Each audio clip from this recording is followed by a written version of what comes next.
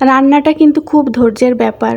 মশলাটা আমি অনেক সময় নিয়ে দাঁড়িয়ে থেকে কিন্তু ভালো করে কষিয়ে নিয়েছি।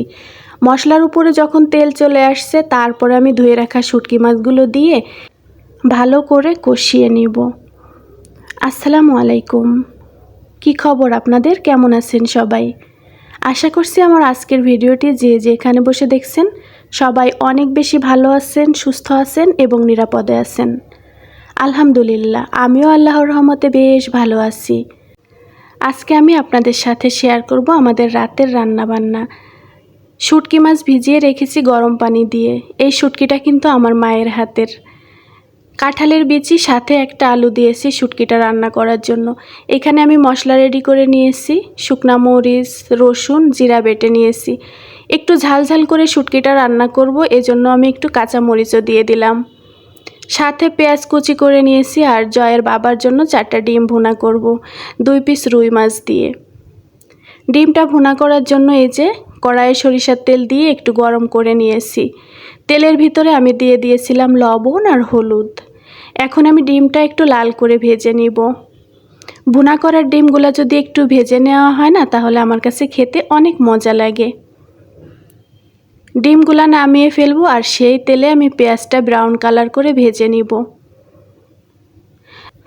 শুটকি মাছ আমি আর আমার ছেলে ভীষণ পছন্দ করি খেতে, কিন্তু জয়ের বাবা একদমই পছন্দ করেন না। এই জন্য ওনার পছন্দের ডিম ভুনা করব আর সাথে আমি এই যে 2 পিস রুই মাছ দিয়েছিলাম। তো ঝোলটা কিন্তু একদম শুকিয়ে ফেলেছি। এই পর্যায়ে আমি চুলাটা বন্ধ করে দিব আর ডিমটা নামিয়ে ফেলবো।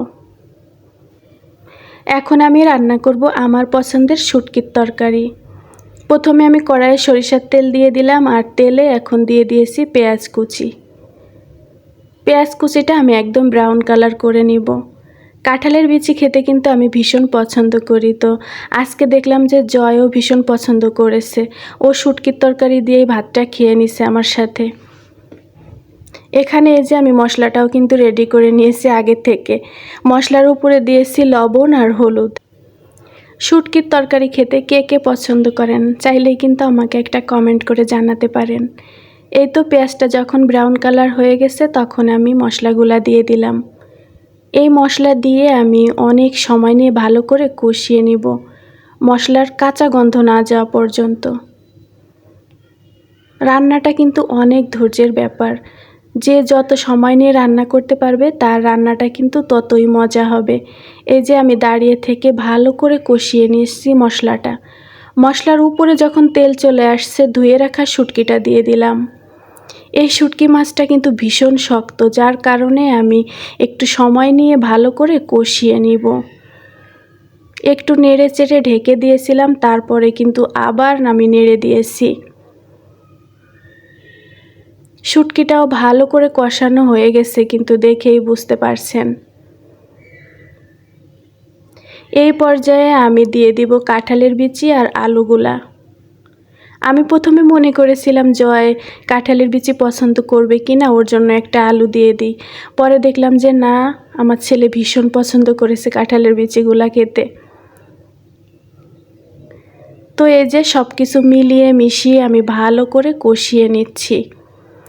কাঁঠালের বিচিটা কিন্তু একটু শক্ত টাইপের, এই জন্য অনেক সময় নিয়ে কষিয়ে নিয়েছি। আর আমি কিন্তু সিদ্ধ হওয়ার জন্য একটু পানিও দিয়ে দিয়েছিলাম। আর এই যে দেখেন পানিটা কিন্তু একদম শুকিয়ে গেছে। এখন আমি আরও একটু পানি দিয়ে দিব। যদিও শুটকিতে একটু ঝোল রাখবো না, একদম শুকনা শুকনা করে ফেলবো। আমার সাথে যদি শেষ পর্যন্ত থাকেন তাহলেই দেখে বুঝতে পারবেন আজকের শুটকির রান্নাটা ভীষণ মজা হয়েছিল খেতে। পানি দিয়ে আমি ঢেকে ঢেকে এভাবে রান্না করে নিয়েছি। পানিটা কিন্তু একদম শুকিয়ে গেছে। কাঁঠালের বিচি, আলু খুব সুন্দর করে সিদ্ধ হয়ে গেছে। এই পর্যায়ে আমি চুলা থেকে নামিয়ে ফেলবো। আর দেখেন একটুও কিন্তু পানি নেই, একদম শুকনো। এই তরকারিটা দিয়ে অনায়াসে 1 প্লেট ভাত খাওয়া যাবে। আমি তো খেয়েছি, ভীষণ টেস্টি হয়েছিল, বিশ্বাস করেন।